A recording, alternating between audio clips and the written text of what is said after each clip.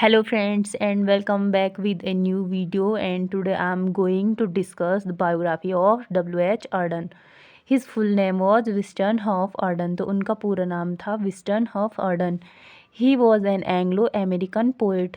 तो Anglo American poet से मतलब है कि वो ब्रिटेन से तो थे ही, साथ साथ यूएस से भी संबंध रखते थे. Greatest poet of 20th century. तो वो जो है 20वीं शताब्दी के ग्रेटेस्ट बेहतरीन पोइट थे, कवि थे.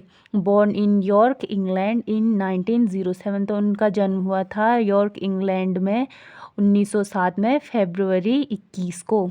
He moved to Birmingham during childhood and was educated at Christ Church, Oxford. तो बचपन में ही जो है वो बर्मिंघम चले गए थे यॉर्क से, और उनकी शिक्षा पूरी हुई थी क्राइस्ट चर्च ऑक्सफोर्ड में.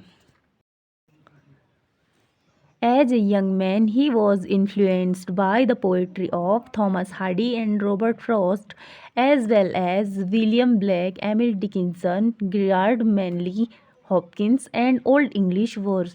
तो एक युवा व्यक्ति के रूप में जो है वो प्रभावित थे किसकी पोइट्री से? Thomas Hardy and Robert frost की पोइट्री से वो काफ़ी प्रभावित थे. और साथ ही साथ वो थे William Blake, Emily Dickinson, Gerard Manley Hopkins, और पुरानी अंग्रेजी कविता से वो काफ़ी प्रभावित थे. At Oxford, his precocity as a poet was immediately apparent, and he formed lifelong friendship with two fellow writers, Stephen Spender and Christopher Isherwood. तो Oxford में एक कवि के रूप में जो है उनकी शीघ्रता जो है, उनकी तेज़ी जो है बहुत ही शीघ्र स्पष्ट हो गई. और साथ ही साथ उन्होंने जो है अपने दो साथी लेखकों स्टीफन स्पेंडर और क्रिस्टोफर ईशरवुड के साथ जो है आजीवन की मित्रता भी बना ली ऑक्सफोर्ड में. In 1928, Auden's collection poem was privately printed, but it was not until 1930, when another collection titled Poems was published, that Auden was established as the leading voice of a new generation.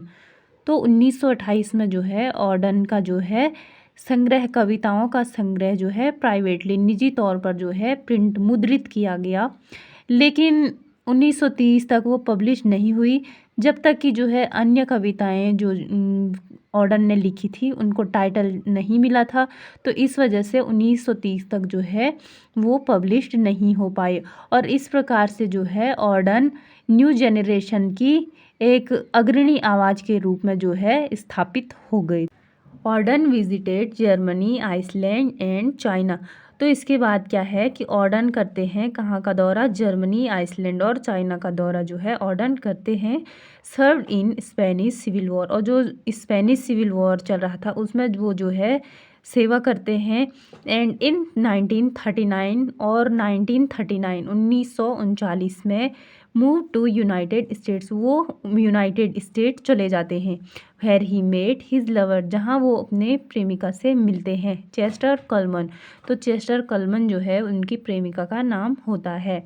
And became an American citizen. और वो जो है एक American नागरिक बन जाते हैं, इसीलिए उनको जो है एंग्लो अमेरिकन पोएट कहा जाता है.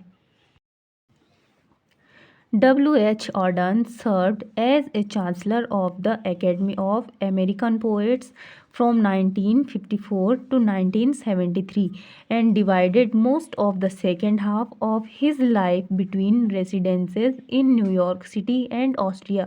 तो ऑर्डन ने जो है 1954 से 1973 जो है अमेरिकन पोएट्स की अकेडमी में चांसलर के रूप में कार्य किया, और अपने जीवन का आधा से ज़्यादा हिस्सा उन्होंने कहाँ बांटा? तो उन्होंने न्यूयॉर्क सिटी और ऑस्ट्रिया में अपने जीवन का अधिकांश समय बिताया. He died in Vienna on September 29, 1973. और उनकी जो है डेथ हो गई थी वियना में सितंबर 29 को 1973 में. तो ये इनकी बायोग्राफी बहुत ही इम्पोर्टेंट है इंग्लिश लिटरेचर में. और आई होप ये शॉर्ट बायोग्राफी आपको समझ में आ गई होगी. और इससे बहुत सारे क्वेश्चंस पूछे जाते हैं एग्ज़ाम में। एलटी के एग्ज़ाम में इसमें बहुत सारे क्वेश्चन पूछे जाते हैं एमसीक्यूज़ में जो आते हैं कि उनकी जो है डेथ कहाँ हुई थी, वो बॉर्न कहाँ हुए थे, कहाँ कहाँ वो रहे, और उनको जो है एंग्लो अमेरिकन पोएट क्यों कहा जाता है। तो इससे आपको काफ़ी ज़्यादा हेल्प मिलेगी। और मिलते हैं नेक्स्ट वीडियो में।